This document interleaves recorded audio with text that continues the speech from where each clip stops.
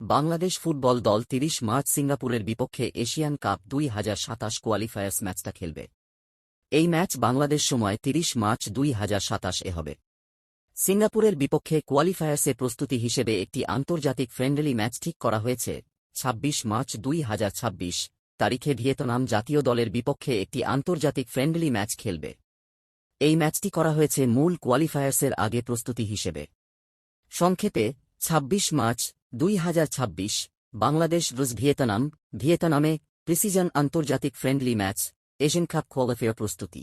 এই ফ্রেন্ডলি ম্যাচটি মূল কোয়ালিফায়ার্সের আগে প্রস্তুতি ও র্যাঙ্কিং উন্নয়নে গুরুত্বপূর্ণ। ট্রেভর ইসলাম আগ্রহ আছে ও পাসপোর্ট এলিজিবিলিটি প্রক্রিয়া চলছে, কিন্তু ম্যাচের আগে কোয়ালিফায়ার্সে খেলার নিশ্চিততা নেই। প্রবাসী ও বিদেশভিত্তিক অন্যান্য খেলোয়াড় যেমন তারিক কাজী, ফহেন্দ্র ইসলাম দলে থাকতে পারেন। বিভিন্ন বিদেশে খেলা প্রতিভা জাতীয় দলে সুযোগের জন্য নজরে আছে, কিন্তু মার্চের আগে কোনটি নিশ্চিত হবে তা অপেক্ষার বিষয়। সিঙ্গাপুর ম্যাচের আগে বাংলাদেশের একটি সম্ভাব্য শক্তিশালী একাদশ প্রবাসী দেশীয় মিশ্রণ সাজিয়ে দিচ্ছি। এটা সম্ভাব্য লাইন আপ, অফিসিয়াল নয়।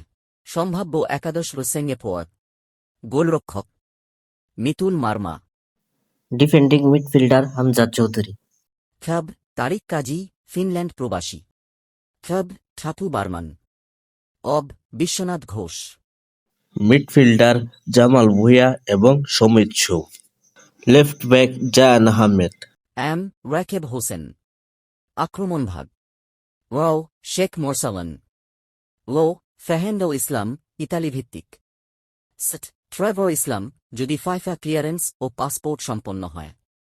বিকল্প অপশন যদি ট্রেভর না খেলেন: স্ট্রাইকার কিউবা মিচেল, ইব্রাহিম।